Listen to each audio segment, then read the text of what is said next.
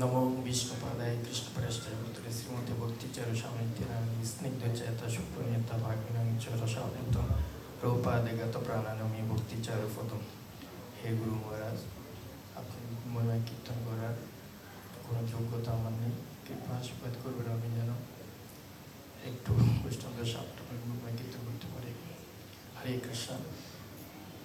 আমি জাস্ট একটা কাহিনী বলবো গুরু মহারাজের, যেটা আমি প্রত্যক্ষভাবে দর্শন করছি।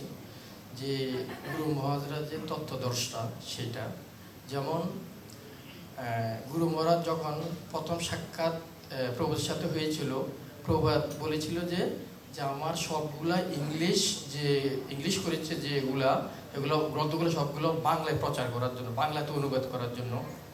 তাহলে প্রভুপাদ সেটা কিভাবে জানলো? প্রথম সাক্ষাতে। অবশ্যই তত্ত্বদর্শটা আমরা সবাই অনুধাবন করতে পারি যে প্রভুপাদ তত্ত্বদর্শটা, উনি কি সবার মনের কথা বুঝতে পারেন। ঠিক গুরু মহারাজও সেম।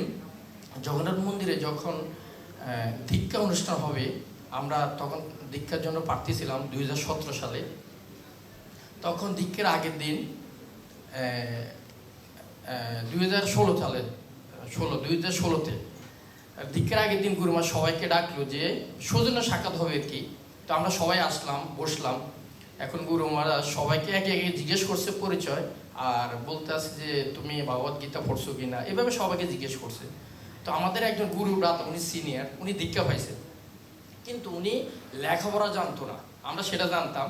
কিন্তু উনি হয়তো মোবাইলে শ্রবণ করে অনেক কিছু শিখছে, এবং গুরু মহারাজ ওনাকে দীক্ষা দিচ্ছে। উনি আগে দীক্ষা পাইছে।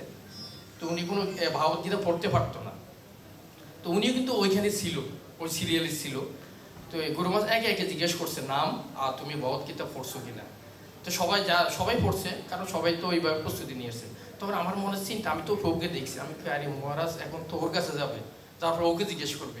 তখন তো বলবে যে আমি তো মহারাজ পড়তে পারি না, মানে একটা লজ্জার বিষয় না ব্যাপারটা আর কি। অনেকে কিন্তু জানে না উনি যে লেখাপড়া জানে না। তো আমার ভিতরে সে একটা কৌতূহল আর কি।